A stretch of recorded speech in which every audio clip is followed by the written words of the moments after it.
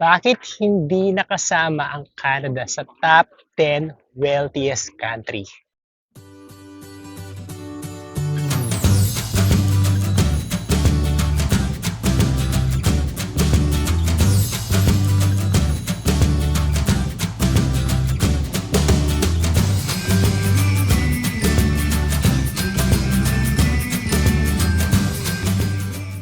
Magandang araw sa inyong lahat. Today, pag-usapan natin ang isang interesting topic. Bakit hindi nakabilang ang Canada sa top 10 wealthiest countries sa mundo? Marami sa atin ang nagulat dito dahil kilala ang Canada bilang isang mayamang bansa na may magandang healthcare, mataas na kalidad ng buhay, at maraming opportunities. Pero kapag tiningnan natin ang mga recent ranking batay sa GDP per capita o economic output per person, hindi nakabilang ang Canada sa top 10. Sa ilang IMF-based rankings, nasa paligid na lamang ito ng top 20 hanggang top 25. Pero ano nga ba ang dahilan? Una, population growth. One of the biggest factors is rapid population growth. Sa nakalipas na mga taon, tumanggap ang Canada ng malaking bilang ng immigrants upang suportahan ang labor force at economic growth. Good thing ito sa long term dahil mas maraming workers at taxpayers. However, kapag mas mabilis lumaki ang populasyon kaysa ekonomiya, bumababa ang GDP per capita. Imagine niyo guys, may isang pizza na para sa 10 katao.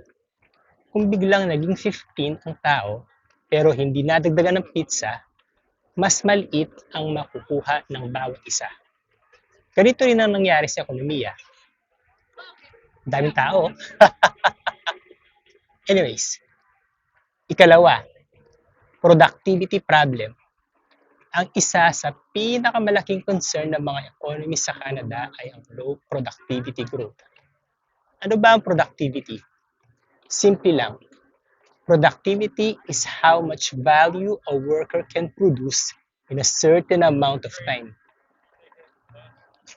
Countries like Singapore, Switzerland, Ireland, they have very high productivity levels because they invest heavily in technology, innovation, finance, pharmaceuticals, at advanced industries.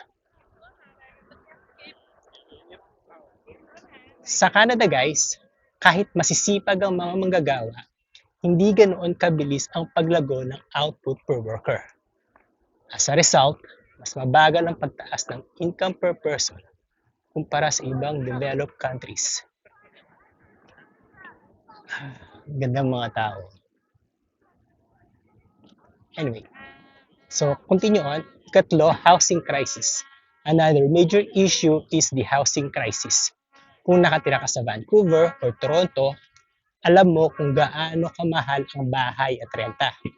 For many Canadians, a large portion of their salary goes directly to housing expenses. Kaya kahit mataas ang sweldo mo on paper, nababawasan naman ang iyong purchasing power dahil sa taas ng cost of living. Maraming professionals ngayon ang kumikita ng maayos, pero hirap pa rin na makabili ng kanilang sariling mga bahay. Ito ang isa sa mga dahilan kung bakit ang pakiramdam ng ilan hindi na sumasabay ang kanilang standard of living sa paglaki ng ekonomiya. Daming tao!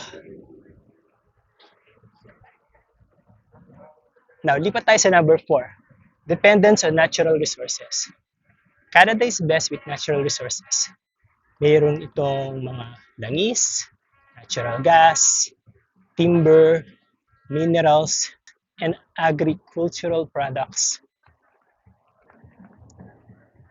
These industries have contributed enormously to Canada's wealth.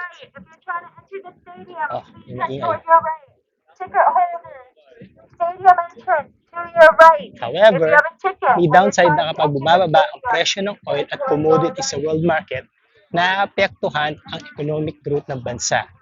Samantalang ibang countries sa top 10 ay nakatuon sa technology, banking, artificial intelligence, pharmaceuticals, and advanced manufacturing na kadalasang nagbibigay ng mataas at stable na income.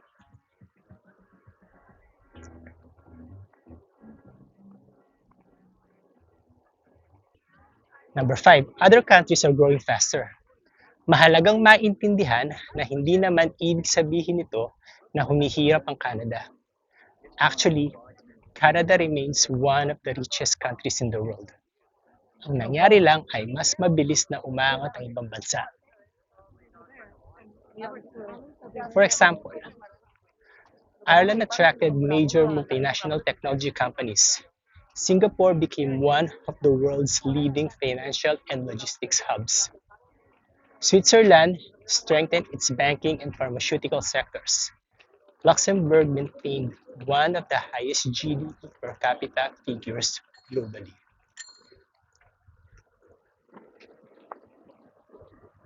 In short, Canada is still moving forward, but some countries are simply moving faster.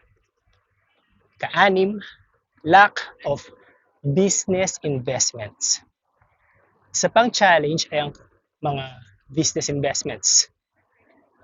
Kapag ang kumpanya ay hindi sapat ang investment sa technology, automation, research, and development innovation, bumababa ang productivity growth. Many economists believe that Canada needs more investment in innovation to remain globally competitive. Without sufficient investment, mahihirapan ang bansa na makipagsabayan sa mga economies na mabilis mag-adapt ng new technologies. Ano ang mga epekto nito sa mga ordinaryong Canadians? The good news is Canada remains one of the best countries to live in. Nandyan pa rin ang political stability, quality healthcare, strong education, safety, multicultural society.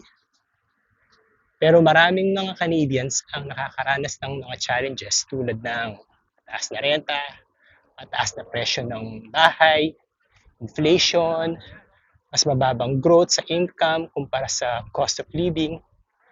Ito ang mga dahilan kung bakit nagiging malaking usapin ang productivity at affordability dito sa Canada ngayon. So conclusion tayo guys, bakit hindi nakabilang ang Canada sa top 10 wealthiest countries? Well, the main reasons are rapid population growth, slow productivity growth, housing affordability crisis, dependence on natural resources, faster growth of competing countries, lower businesses and innovation investments. Pero tandaan natin, Canada is still a wealthy country. Hindi ito kwento ng pagbagsak ng Canada. It's a story of how other countries have improved faster and adapted more quickly to the global changing economy. Kung mapapabuti ng Canada ang productivity, innovation, housing affordability, business investment, may pagkakataon itong muling umangat sa rankings sa mga susunod na taon. So, there you go guys. I hope nag-enjoy kayo sa mga shinare ko ngayong araw. If you don't mind, please don't forget to subscribe to my channel, like this video, click the notification bell, and share this video with your friends. And also, drop your comments na rin. And huwag niyo kakalimutan pala na i-hype yung video na to. Hanggang sa susunod guys, maraming salamat. Bye!